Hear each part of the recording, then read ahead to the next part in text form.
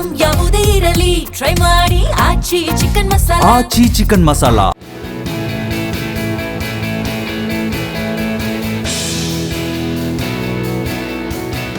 ನಮಸ್ಕಾರ, ವಿಶೇಷ ಕಾರ್ಯಕ್ರಮಕ್ಕೆ ಸ್ವಾಗತ. ನಾನು ಸುನಿಧಿ ಮಂಜುನಾಥ್.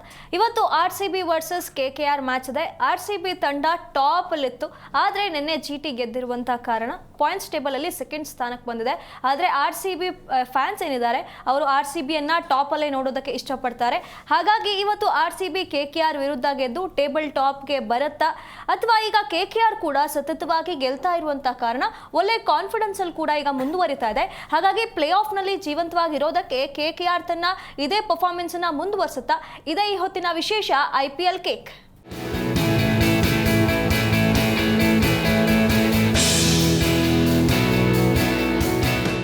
ಇವತ್ತಿನ ಮ್ಯಾಚ್ ಬಗ್ಗೆ ಮಾತಾಡೋದಕ್ಕೆ ಇವತ್ತು ನನ್ನ ಜೊತೆ ಇದ್ದಾರೆ ಪ್ರೇಮ್ ಕುಮಾರ್ ಅವರನ್ನ ಕಾರ್ಯಕ್ರಮಕ್ಕೆ ಸ್ವಾಗತಿಸೋಣ. Prem sir, welcome to the show. Thank you. ಹಾಗೆ ರಘುವೀರ್ ಕೂಡ ಇದ್ದಾರೆ, ಅವರನ್ನು ಕಾರ್ಯಕ್ರಮಕ್ಕೆ ಸ್ವಾಗತಿಸೋಣ. ರಘುವೀರ್, ವೆಲ್ಕಮ್ ಟು ದ ಶೋ. ನಮಸ್ತೆ.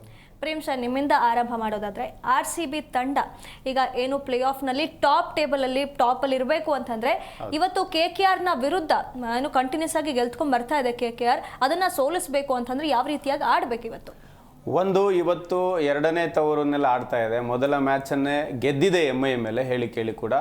ಇನ್ನೊಂದು ಅಂತ ಹೇಳಿದ್ರೆ ಒಂದು ಗೇಮ್ ಪ್ಲಾನ್ ಜೊತೆಗೆ ಬರಬೇಕು. KKR ಹಿಂದೆ ನೋಡೋದಾದ್ರೆ ಸತತವಾಗಿ 5 ಮ್ಯಾಚ್ ಲಾಸ್ ಆಗುತ್ತೆ, ಒಂದು ಮಳೆಯಿಂದ ರದ್ದಾಗುತ್ತೆ.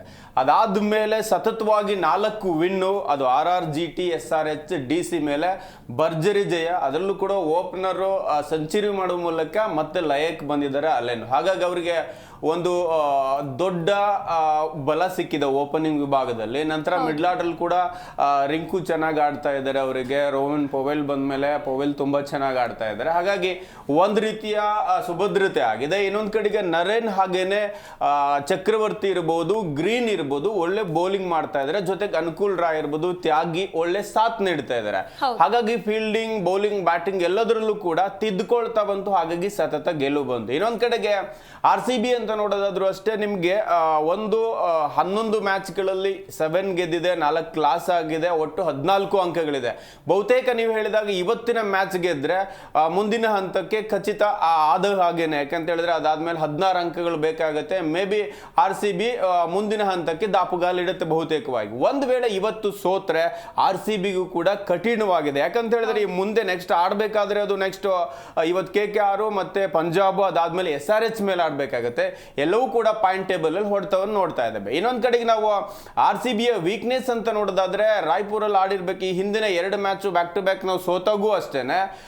ವಿರಾಟ್ ಕೊಹ್ಲಿ 2 ಮ್ಯಾಚ್ ಅಲ್ಲೂ 0 ಸೋತಿದ್ದಾರೆ. ಆಮೇಲೆ ನಿಮಗೆ ಜಿತೇಶ್ ಲಯದಲ್ಲಿಲ್ಲ, ಶೆಪರ್ಡ್ ಆಡ್ತಾ ಇಲ್ಲ, ಸುಯೇಶ್ ಶರ್ಮಾ ಲಯದಲ್ಲಿಲ್ಲ.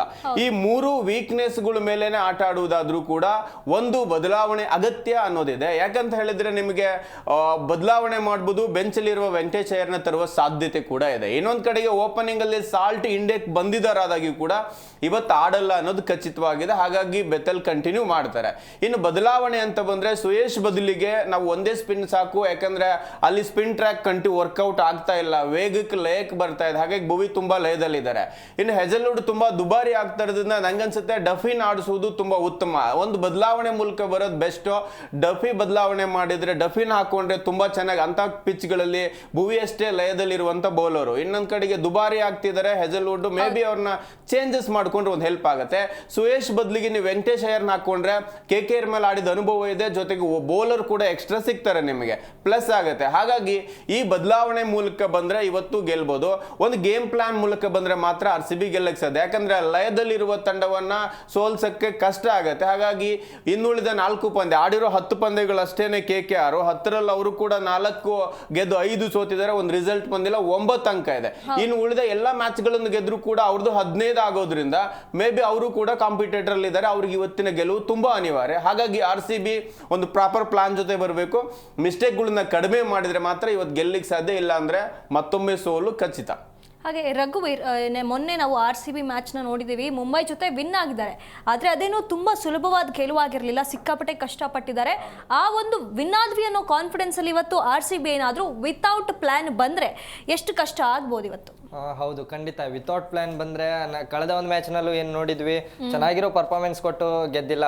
ಕೊನೆಯ ಹಂತದಲ್ಲಿ ಏನಾದರೂ ಭುವನೇಶ್ವರ್ ಕುಮಾರ್ ಅವರಿಂದ ಏನು ಸಮಯೋಚಿತ ಬೌಲಿಂಗ್ ಇದು ಬ್ಯಾಟಿಂಗ್ ನಿಂದ ಏನಾದರೂ ರನ್ ಬಂದೇ ಹೋಗಿದ್ದಿದ್ರೆ ಆ ಮ್ಯಾಚ್ ಗೆಲ್ಲೋದಕ್ಕೆ ತುಂಬಾ ಕಷ್ಟ ಆಗ್ತಿತ್ತು. ಆ ಒಂದು ನಿಟ್ಟಿನಲ್ಲಿ ವಿತೌಟ್ ಪ್ಲಾನ್ ಬರೋದು ತುಂಬಾ ಕಷ್ಟ ಆಗುತ್ತೆ. ಈ ಒಂದು ಸಮಯದಲ್ಲಿ ನನಗನ್ಸುತ್ತೆ RCB ಪ್ಲಾನ್ ಪ್ರಕಾರನೇ ಬರಬೇಕು. ಇವಾಗ ಏನು ಪ್ಲಾನ್ ಪ್ರಕಾರನೇ ಆಡ್ಕೊಂಡು ಬರ್ತಾ ಇದೆ. ಇವಾಗ ಶೆಪರ್ಡ್ ಅವರನ್ನ ಕಳೆದ ಸತತವಾಗಿ ಅವ್ರೇನು ಫಾರ್ಮಲ್ ಇಲ್ಲ ಆದ್ರೂ ಅವರನ್ನ ಆಡಿಸ್ತಾ ಇದೆ. ಇವತ್ತಿಗೆ ಏನಾದರೂ ಆ ಒಂದು ಬದಲಾವಣೆ ಮಾಡ್ತಾರಾ ಅನ್ನೋದು ಒಂದು ದೊಡ್ಡ ಕುತೂಹಲ ಕಾಡ್ತಿದೆ. ನನಗನ್ಸುತ್ತೆ ಇವತ್ತು ಏನಾದರೂ ಎಕ್ಸ್ಪೆರಿಮೆಂಟ್ ಮಾಡೋದಿದ್ರೆ ಮುಂದಿನ ಮ್ಯಾಚಲ್ಲಿ ಮಾಡಲಿ, ಈ ಒಂದು ಮ್ಯಾಚ್ನಲ್ಲಿ ಎಕ್ಸ್ಪೆರಿಮೆಂಟ್ ಬೇಡ ಅಂತಲೇ ನನಗನ್ಸುತ್ತೆ.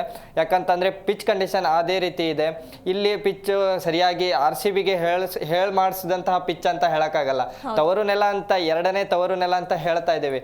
ಆದರೆ ಚಿನ್ನಸ್ವಾಮಿಗೆ ರಾಯ್ಪುರ್ ಪಿಚ್ಚಿಗೆ ತುಂಬ ಅಜಗಜಾಂತರ ವ್ಯತ್ಯಾಸ ಇದೆ. ಹಾಗಾಗಿ ನನಗನ್ಸುತ್ತೆ ಕಳೆದ ಒಂದು ಮ್ಯಾಚ್ನಲ್ಲಿ ಯಾವ ಟೀಮನ್ನು ಇಟ್ಕೊಂಡು ಬಂದಿದ್ರಲ್ಲ ಅದೇ ಟೀಮನ್ನು ಆಡಿಸಿದ್ರೆ ಚೆನ್ನಾಗಿರೋ ಪರ್ಫಾರ್ಮೆನ್ಸನ್ನು ನೀಡಬಹುದು ಅಂತ ನನಗನ್ಸುತ್ತೆ. ಯಾಕಂತಂದರೆ ಇವಾಗ ವೆಂಕಟೇಶ್ ಅಯ್ಯರ್ ಅವರನ್ನು ಟೀಮ್ಗೆ ಹಾಕೊಳ್ಳೋದ್ರಿಂದ ಒಂದು ಮಿಸ್ಟೇಕ್ ಆಗೋದು ಎಲ್ಲ ಅಂತಂದರೆ, ಕೋಲ್ಕತ್ತಾ ತಂಡಕ್ಕೆ ವೆಂಕಟೇಶ್ ಅಯ್ಯರ್ ಅವರು ಆಡಿರೋದ್ರಿಂದ ಎಲ್ಲೋ ಒಂದು ಕಡೆ ಕೋಲ್ಕತ್ತಾನು ವೆಂಕಟೇಶ್ ಅಯ್ಯರ್ ಅವರನ್ನು ಟಾರ್ಗೆಟ್ ರೀತಿಯಲ್ಲಿ ಮಾಡ್ಕೊಂಡು ಬರ್ಬೋದು ಅಂತ ನನಗೊಂದು ಅನಿಸಿಕೆ. ಅದೊಂದು ರೀತಿಯಲ್ಲಿ ನನಗನ್ಸುತ್ತೆ ಓಪನಿಂಗ್ನಲ್ಲಿ ವಿರಾಟ್ ಕೊಹ್ಲಿ ಅವರು ಸರಿಯಾದ ಒಂದು 2 ಮ್ಯಾಚ್ನಲ್ಲೂ ಅವರು ಶೂನ್ಯ ಸುತ್ತಿರೋದ್ರಿಂದ ತಂಡಕ್ಕೆ ಎಲ್ಲೋ ಒಂದು ಕಡೆ ಹೊಡೆತ ಅಂತೂ ಬಿದ್ದಿದೆ. ಅದೇ ರೀತಿಯಲ್ಲಿ ನನಗೆ ಮಿಡಲ್ ಆರ್ಡರ್ ಅಲ್ಲಿ ನಾವೇನಂತಿದೀವಿ, ಜಿತೇಶ್ ಶರ್ಮಾ ಮತ್ತೆ ಶೆಪರ್ಡ್ ಇವ್ರ ಮೇಲೆ ಗೂಬೆ ಕೂರಿಸಿ ಎಲ್ಲೋ ಒಂದು ಕಡೆ ಸೋಲನ್ನ ಅವ್ರ ತಲೆ ಮೇಲೆ ಹಾಕುವಂತ ಪ್ರಯತ್ನಗಳು ಆಗಿದ್ದು ನನಗಂದು ಒಂದು ಕಡೆ ಹಾಗನ್ನಿಸ್ತು. ಯಾಕಂತಂದ್ರೆ ನಾವು ಮ್ಯಾಚ್ ಫಿನಿಷರ್ ರೋಲ್ ಅಂತ ಬಂದಾಗ ನಾವು ಅಲ್ಲಿ ರಜತ್ ಪಟಿದಾರ್ ಮತ್ತೆ ಟೀಮ್ ಡೇವಿಡ್ ಮೇಲೂ ಅಷ್ಟೇ ನಂಬಿಕೆನ ಇಟ್ಟಿರ್ಬೇಕು. ಇವ್ರು ಇಬ್ರು ಏನಂತಂದ್ರೆ ಮ್ಯಾಚ್ ಫಿನಿಶಿಂಗ್ ಹಂತಕ್ಕೆ ತಗೊಂಡು ಹೋಗೋದ್ರಲ್ಲಿ ಎಲ್ಲೋ ಎಡುವಿದ್ರು.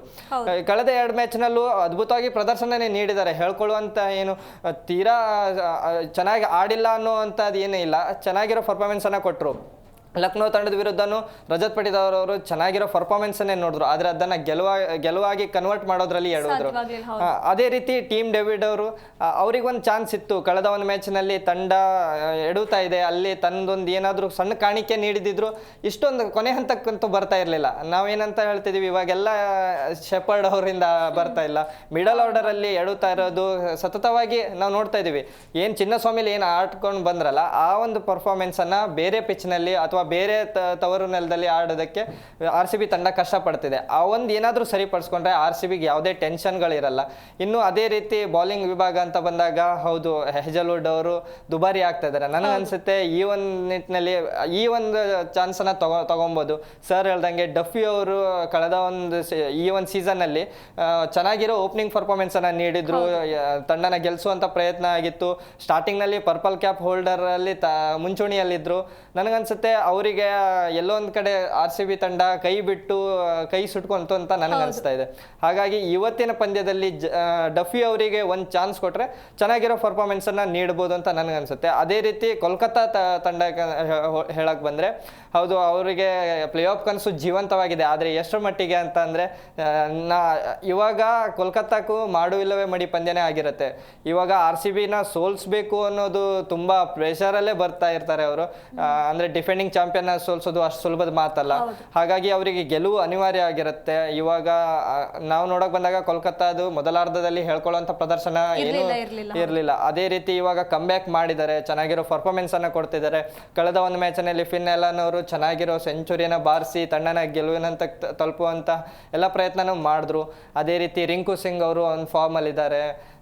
ಕ್ಯಾಮ್ರೋನ್ ಗ್ರೀನ್ ಅವರು ಏನು ನಂಬಿಕಸ್ಥ ಆಟಗಾರ ಅಂತ ಏನು ಅವರನ್ನ ಆಕ್ಷನ್ ಅಲ್ಲಿ ಕೋಟಿಗಟ್ಟಲೆ ಕೊಟ್ಟು ತಗೊಂಡಿರ್ತಾರೆ, ಅವರು ಚೆನ್ನಾಗಿರೋ ಪರ್ಫಾರ್ಮೆನ್ಸ್ ಬಂದ್ರೆ ಇವತ್ತಿಗೆ ಎಲ್ಲೋ ಒಂದು ಕಡೆ ಕೋಲ್ಕತ್ತಾಗೆ ಕೈ ಹಿಡಿಬೋದು ಅನ್ಸುತ್ತೆ. ಇಲ್ಲ ಅಂತ ಅಂದ್ರೆ ಮೊದಲಾರ್ಧದಲ್ಲಿ ಏನು ತಪ್ಪುಗಳನ್ನ ಮಿಸ್ಟೇಕ್ಗಳನ್ನ ಮಾಡ್ಕೊಂಡು ಬಂದ್ರಲ್ಲ, ಈ ಒಂದು ಮ್ಯಾಚ್ನಲ್ಲಿ ಏನಾದರೂ ಅದೇ ರೀತಿ ಮರುಕಳಿಸಿದ್ರೆ ತಂಡ ಈ ಒಂದು ಮ್ಯಾಚ್ನಿಂದಲೇ ಹೊರ ಬೀಳುವಂತಹ ಎಲ್ಲ ಚಾನ್ಸಸ್ಗಳು ಇರ್ತವೆ. ಹಾಗೆ ಪ್ರೇಮ್ ಸರ್, ಈಗ ರಘುವೀರ್ ಹೇಳ್ತಾ ಇದ್ರು ವೆಂಕಟೇಶ್ ಅಯ್ಯರ್ ಅವರು ಕೋಲ್ಕತ್ತಾದಲ್ಲೇ ಆಡಿ ಬಂದಂಥವ್ರು. ಈಗ ನಾವು ನೋಡೋದಾದ್ರೆ DC ಕಡೆಯಿಂದ ನಮ್ಮ ಜೊತೆ ಇವತ್ತು ಏನು ಚಿನ್ನಸ್ವಾಮಿಲಿ ಯಾವುದೋ ಮ್ಯಾಚ್ ಇದೆ ಅಂತಂದ್ರೆ ಅವರು ಲೋಕಲ್ ಪಾಯಿಂಟ್ಸ್ ಅನ್ನ ಇಳಿಸ್ತಾರೆ. KL ರಾಹುಲ್ ಆಗಲಿ, ಕರುಣ್ ನಾಯರ್, ಈ ರೀತಿಯಾಗಿ ಅವರ ಒಂದು ಸ್ಟ್ರಾಟಜಿನ ಪ್ಲಾನ್ ಮಾಡ್ತಾರೆ.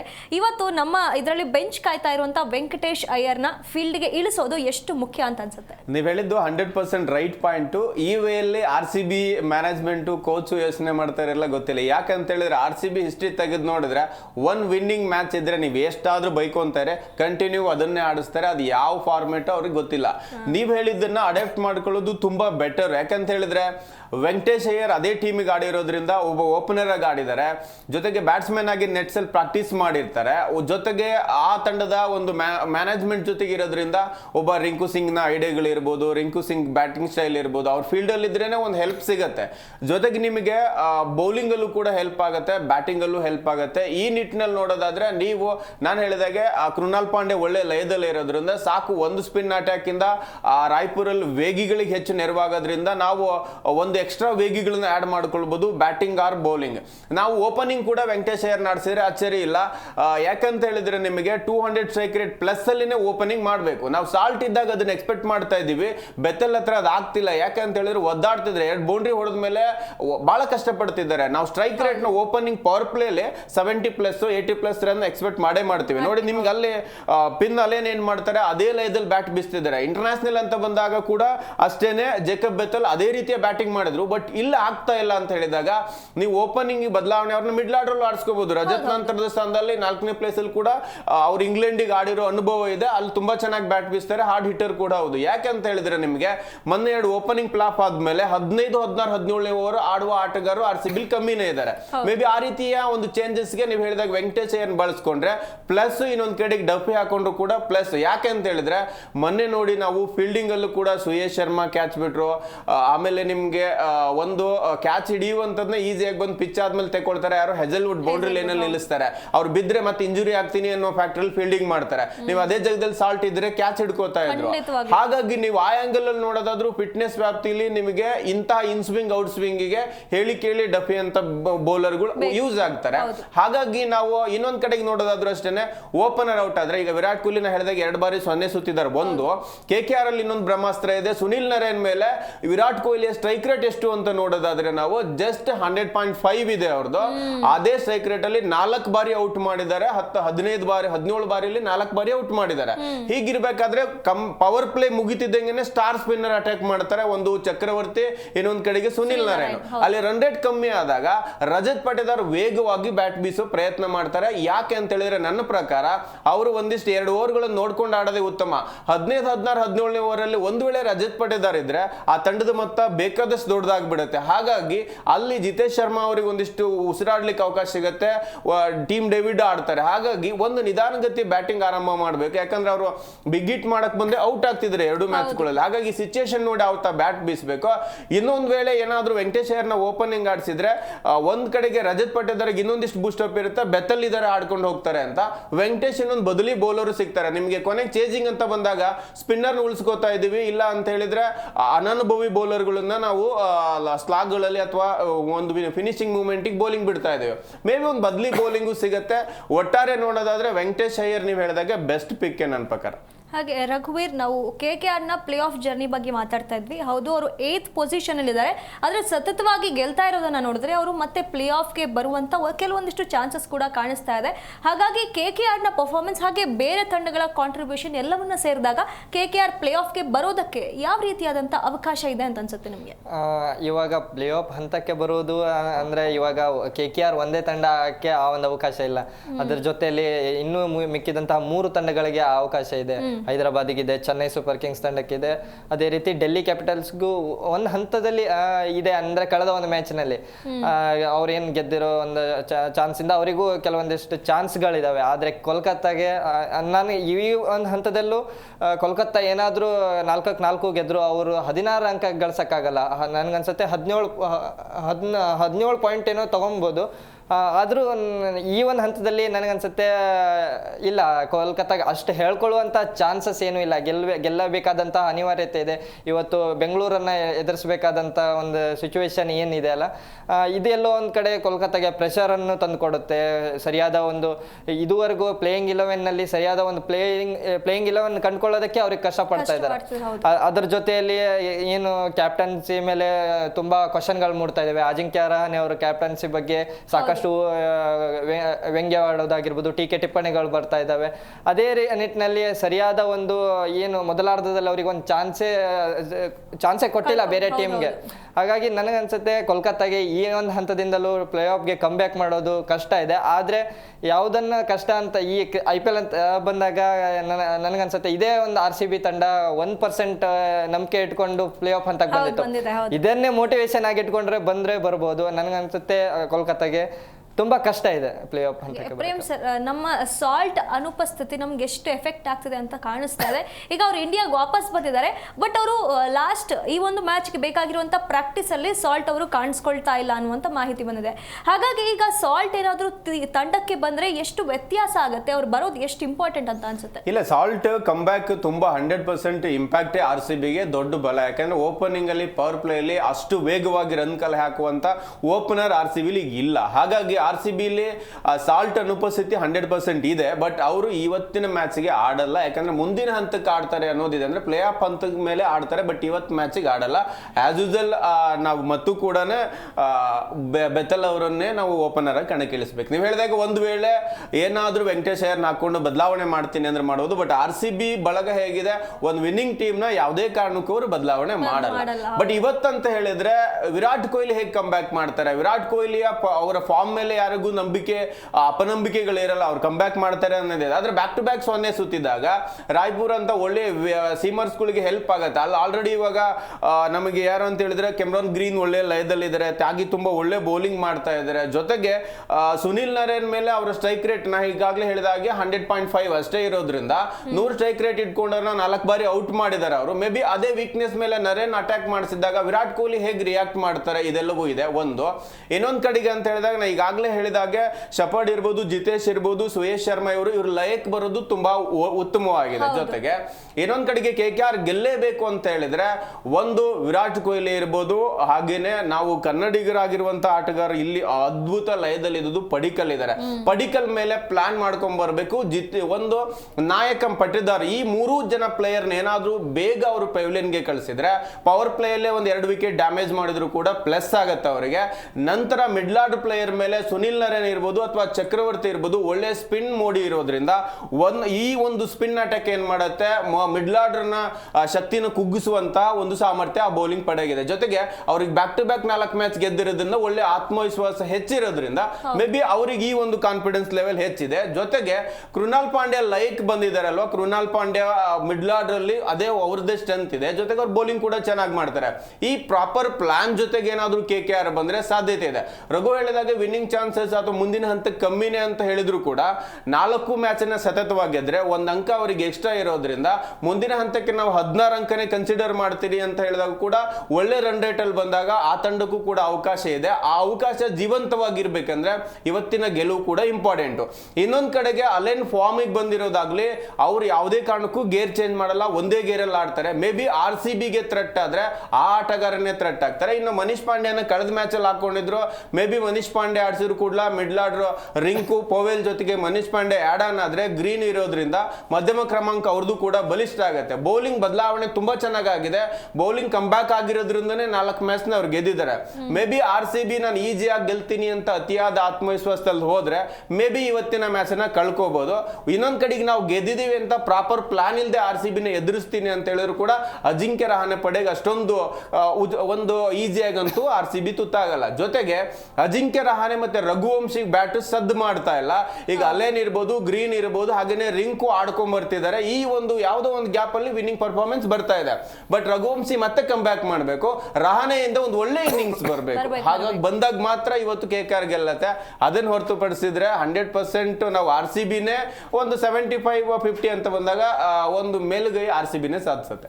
ಹಾಗೆ ರಘುವೀರ್, ನಾವು ಇಷ್ಟು ದಿನದವರೆಗೂ ಶಫರ್ಡ್ ಅವರ ಪರ್ಫಾರ್ಮೆನ್ಸ್ ಬಗ್ಗೆ ಮಾತಾಡ್ತಿದ್ವಿ. ನಾವಷ್ಟೇ ಅಲ್ಲ, ಎಲ್ಲ RCB ಫ್ಯಾನ್ಸ್ ಕೂಡ ಶಫರ್ಡ್ ಪರ್ಫಾರ್ಮೆನ್ಸ್ ಬಗ್ಗೆ ಬೇಜಾರು ವ್ಯಕ್ತಪಡಿಸಿದ್ರು. ಆದರೆ ಮೊನ್ನೆ ಒಂದು ಪ್ರೋಮೋ ಬಿಡ್ತಾರೆ RCB ತಂಡದಿಂದ. ಆ ಪ್ರೋಮೋದಲ್ಲಿ ಶಫರ್ಡ್ ಎಲ್ಲ ಮೂಲೆಯಲ್ಲಿ ಕೂತಿರೋ ವಿಡಿಯೋ ನೋಡಿ ಎಲ್ಲ RCB ಅಭಿಮಾನಿಗಳಿಗೂ ಅವ್ರ ಮೇಲೆ ಒಂದು ಸಾಫ್ಟ್ ಕಾರ್ನರ್ ಬರುತ್ತೆ. ಹಾಗೆ ವಿರಾಟ್ ಕೊಹ್ಲಿ ಅವರು ಕೂಡ ಅವರಿಗೆ ಒಂದು ಅಭಿನಂದನೆಯನ್ನ ವ್ಯಕ್ತಪಡಿಸ್ತಾರೆ. ಅವರಿಗೆ ತಮ್ಮ ರೆಸ್ಪಾನ್ಸಿಬಿಲಿಟಿಯನ್ನ ತಾವು ಸರಿಯಾಗಿ ನಿಭಾಯಿಸಿದ್ದೀರಾ ಅಂತ ಹೇಳ್ತಾರೆ. ಇದನ್ನ ನೋಡಿದಾಗ ಮತ್ತೆ ಶಫರ್ಡ್ಗೆ ಇವರು ಅವಕಾಶ ಕೊಡೋದು ಎಲ್ಲ ರೀತಿಯ ಕಾಣಿಸ್ತಿದೆ. ಇದೆ ಅಂತ ನಿಮ್ಗೆ ಅನಿಸ್ತಿಲ್ವಾ? ಹೌದು, ಖಂಡಿತ ಕೊಟ್ಟೆ ಕೊಡ್ತಾರೆ ಸರ್, ಅದನ್ನೇ ಹೇಳಿದ್ರು. ಆರ್ ಸಿ ಬಿ ತಂಡ ಹಾಗೆ ಚೇಂಜ್ ಮಾಡಲ್ಲ. ಚಾಂಪಿಯನ್ಸ್ ತಂಡ ಯಾವತ್ತೂ ತಂಡನ ಕೈ ಬಿಡಲ್ಲ. ತನ್ನ ತಂಡದ ಆಟಗಾರರ ಮೇಲೆ ಯಾವ ನಂಬಿಕೆ ಇಟ್ಕೊಂಡಿರುತ್ತಲ್ಲ ಆ ನಂಬಿಕೆ ಯಾವತ್ತೂ ಕಳ್ಕೊಳ್ಳಲ್ಲ. ಅವರನ್ನ ಬ್ಯಾಕ್ ಮಾಡ್ತಾನೆ ಇರುತ್ತೆ. ಈ ಒಂದು ಯಾರಂತಂದ್ರೆ ಧೋನಿ ಅವರು ಅದೇ ರೀತಿ ಮಾಡ್ತಾ ಇದ್ರು ಹಿಂದಿನ ದಿನಗಳಲ್ಲಿ. ಯಾವ ತಂಡದ ಆಟಗಾರನ್ನ ಅವ್ರ ಪೊಟೆನ್ಷಿಯಲ್ ಏನೇ ಇರಲಿ ಅವ್ರು ಆಡ್ತಾರ, ತನಗ ಆ ತಂಡದಲ್ಲಿ ಬೇಕಾ, ಅವರನ್ನ ಎಷ್ಟೇ ಹಿಂದೆ ಅವ್ರ ಸ್ಟಾಟ್ಸ್ ಏನೇ ಇರಲಿ, ನನಗೆ ಈ ಆಟಗಾರ ಬೇಕಂದ್ರೆ ಅವರನ್ನೇ ಆಡಿಸ್ತಾರೆ. ಅದೇ ರೀತಿ ಆರ್ ಸಿ ಬಿದು ಅದೇ ಮೈಂಡ್ ಸೆಟ್ ಇಟ್ಕೊಂಡು ಬರ್ತಾ ಇದೆ. ಚಾಂಪಿಯನ್ಸ್ ಮೈಂಡ್ ಸೆಟ್ ಇದೇ ರೀತಿ ಇರುತ್ತೆ ಅಂತ ನನ್ಗೆ ಅನ್ಸುತ್ತೆ. ಯಾಕಂತಂದ್ರೆ ಶೆಪರ್ಡ್ ಅವ್ರ ಮೇಲೆ ಅಷ್ಟು ನಂಬಿಕೆ ಇದೆ. ಕಳೆದ ಒಂದು ಮ್ಯಾಚ್ನಲ್ಲೂ ಫೈನಲ್ ಅಲ್ಲೂ ಗೆಲ್ಲೋದಕ್ಕೆ ಕ್ರೂಷಿಯಲ್ ಆಗಿ ಶ್ರೇಯಸ್ ಅಯ್ಯರ್ ಅವರು ವಿಕೆಟ್ ಅನ್ನ ತಕೊಂಡಿರ್ತಾರೆ. ಕೊನೆ ಹಂತದಲ್ಲಿ ಕೆಲವೊಂದಿಷ್ಟು ರನ್ಗಳ ಕಾಣಿಕೆಯನ್ನ ನೀಡಿರ್ತಾರೆ. ಹಾಗಾಗಿ ನನ್ಗನ್ಸುತ್ತೆ ಶೆಪರ್ಡ್ ಅವರು ತೀರಾ ಕಳಪೆ ಬ್ಯಾಟ್ಸ್ಮನ್ ಅಂತ ಕೇಳಿದ್ರೆ ಇಲ್ಲ, ಕೆರೆಬಿಯನ್ ಅವ್ರ ಮೇಲೆ ಒಂದು ನಂಬಿಕೆ ಇಡಬೇಕು. ಆ ನಂಬಿಕೆನ ಅವರು ಕೊನೆ ಹಂತದಲ್ಲಿ ಉಳಿಸ್ಕೊಂಡು ಕೊಡ್ತಾರೆ. ಈ ನಾವು ನೋಡಿದೀವಿ, ಪೊಲಾರ್ಡ್ ಆಗಿರ್ಬೋದು, DJ ಬ್ರಾವೋ ಆಗಿರ್ಬೋದು, ರಸಲ್, ಸುನಿಲ್ ನರೈನ್, ಇಂತಹ ಕೆರಿಬಿಯನ್ ಆಟಗಾರರು ಈ ಹೆಸರನ್ನ ಒಂದು ಗುರುಸ್ಕೊಂಡಿದ್ದಾರೆ.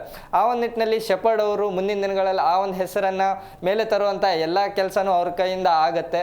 ಆರ್ ಸಿ ಬಿನೂ ಅಷ್ಟೇ ಒಂದು ನಂಬಿಕೆ ಇಟ್ಕೊಂಡು ಬರ್ತಾ ಇದೆ. ನಾವು ನೋಡ್ತಾ ಇದೀವಿ, ಕಳೆದ ಒಂದು ಮ್ಯಾಚ್ನಲ್ಲೂ ಅವರು ಬ್ಯಾಟಿಂದ ಅಷ್ಟು ಹೇಳುವಷ್ಟು ರನ್ ಬಂದಿಲ್ಲ, ಆದ್ರೆ ಬೌಲಿಂಗ್ ನಲ್ಲಿ ಚೆನ್ನಾಗಿರೋ ಬೌಲಿಂಗ್ ಪರ್ಫಾರ್ಮೆನ್ಸ್ ನೀಡ್ತಾ ಇದ್ದಾರೆ. ಕಳೆದ 2-3 ಮ್ಯಾಚಲ್ಲೂ ಅವ್ರು ಬ್ಯಾಟಿಂದ ರನ್ ಬರ್ತಾ ಇಲ್ವಾ? ಹೌದು, ಬಾಲಿಂದ ನಾನು ವಿಕೆಟ್ಗಳನ್ನು ತಗೊತೀನಿ, ರನ್ ಕಂಟ್ರೋಲ್ ಮಾಡ್ತೀನಿ, ಈ ಒಂದು ಕೆಲಸನ ಮಾಡ್ತಾ ಇದ್ದಾರೆ. ಹಾಗಾಗಿ ನನಗನ್ಸುತ್ತೆ ಆರ್ ಸಿ ಬಿ ಅವರು ಈ ಒಂದು ಮ್ಯಾಚ್ನಲ್ಲೂ ಶೆಫರ್ಡ್ ಅವರಿಗೆ ಒಂದು ಚಾನ್ಸ್ ಕೊಡ್ತಾರೆ, ಕೊಡಲೇಬೇಕು. ಯಾಕಂತಂದರೆ ಕಳೆದ ಮ್ಯಾಚ್ನಲ್ಲಿ ಅವರಿಗೆ ಆ ಒಂದು ಏನು ಗೆಲುವನ್ನು ಕನ್ವರ್ಟ್ ಮಾಡೋಕ್ಕಾಗಿಲ್ಲ ಅವ್ರ ಕೈಯಲ್ಲಿ. ಮುಂದಿನ ದಿನಗಳಲ್ಲಿ ಮಾಡ್ಬೋದು ಅನ್ನೋ ಒಂದು ಹೋಪ್ ಇಟ್ಕೊಂಡೇ ಬರ್ತಾರೆ. ನಿನ್ನೆ ನೋಡ್ತಾ ಇದ್ವಿ ವಿರಾಟ್ ಕೊಹ್ಲಿ ಅವರು ಅವರನ್ನು ಯಾವ ರೀತಿ ಮೋಟಿವೇಶನ್ ಮಾಡ್ತಾ ಇದ್ರು. ಹೌದು, ಈಗ ಅನುಭವಿ ಆಟಗಾರ ವಿರಾಟ್ ಕೊಹ್ಲಿ ಅವರು ದಶಕಗಳ ಕಾಲ ಆಡ್ಕೊಂಡು ಬರ್ತಾ ಇದ್ದಾರೆ. ಅವರಿಗೂ ಈ ರೀತಿ ಟಿಕೆಟ್ ಟಿಪ್ಪಣಿಗಳು ಬರ್ತಾ ಇದ್ದಾವೆ. ಅವರು ಸತತವಾಗಿ ಎಡುತ್ತಾ ಇರಬೇಕಾದ್ರೆ ಅವರನ್ನು ಕೆಲವೊಂದಿಷ್ಟು ಹಿರಿಯ ಆಟಗಾರರು ಅವರನ್ನ ಈ ರೀತಿ ಮೋಟಿವೇಶನ್ ಕೊಟ್ಟು ಇಲ್ಲಿವರೆಗೂ ತಂದಿದ್ದಾರೆ. ನನಗನ್ಸುತ್ತೆ ವಿರಾಟ್ ಕೊಹ್ಲಿ ಅವರಿಗೂ ಶೆಪರ್ಡ್ ಮೇಲೆ ಅವರ ಒಂದು ನಂಬಿಕೆ ಇದೆ. ಕಳೆದ ಒಂದು ಮ್ಯಾಚ್ನಲ್ಲೂ ನೋಡ್ತಾ ಇದ್ದೀವಿ, ಟೀಮ್ ಡೇವಿಡ್ ವಿಕೆಟ್ ಹೋಯ್ತು, ಜಿತೇಶ್ ಶರ್ಮಾ ಅವ್ರ ವಿಕೆಟ್ ಹೋಯ್ತು. ಆದರೆ ಎಲ್ಲ ಆರ್ ಸಿ ಬಿ ಫ್ಯಾನ್ಸ್ಗಳಿಗೂ ಗೊತ್ತಿತ್ತು ಶೆಪರ್ಡ್ ಅವರು ಔಟ್ ಆಫ್ ಫಾರ್ಮಲ್ಲಿ ಇದ್ದಾರೆ. ಆದರೆ ಏನು ಇವತ್ತು ಈ ಒಂದು ಹಂತದಲ್ಲಾದರೂ ಗೆಲ್ಸ್ಕೊಡ್ತಾರೆ ಅನ್ನೋ ಒಂದು ನಂಬಿಕೆ ಎಲ್ಲರಲ್ಲೂ ಇತ್ತು. ಆ ನಂಬಿಕೆ ಕಳೆದ ಒಂದು ಮ್ಯಾಚ್ನಲ್ಲಿ ಉಳಿಸ್ಕೊಳಕ್ಕಾಗಿಲ್ಲ, ಮುಂದಿನ ದಿನಗಳು ಉಳಿಸ್ಕೊಳ್ಬೋದು ಅಂತ ನನಗನ್ಸುತ್ತೆ. ಹಾಗೆ ಪ್ರೇಮ್ ಸರ್, ಈಗ ಸಂಪೂರ್ಣವಾಗಿ ಪಾಯಿಂಟ್ಸ್ ಟೇಬಲ್ ಉಲ್ಟಾನೇ ಆಗಿ ಹೋಗ್ತಾ ಇದೆ. ಎಲ್ಲರೂ ಕೆಳಗಿದ್ದವರೆಲ್ಲ ಟಾಪಲ್ಲಿ ಬರ್ತಿದ್ದಾರೆ, ಟಾಪಲ್ಲಿ ಇದ್ದವರೆಲ್ಲ ಕೆಳಗೆ ಹೋಗ್ತಿದ್ದಾರೆ.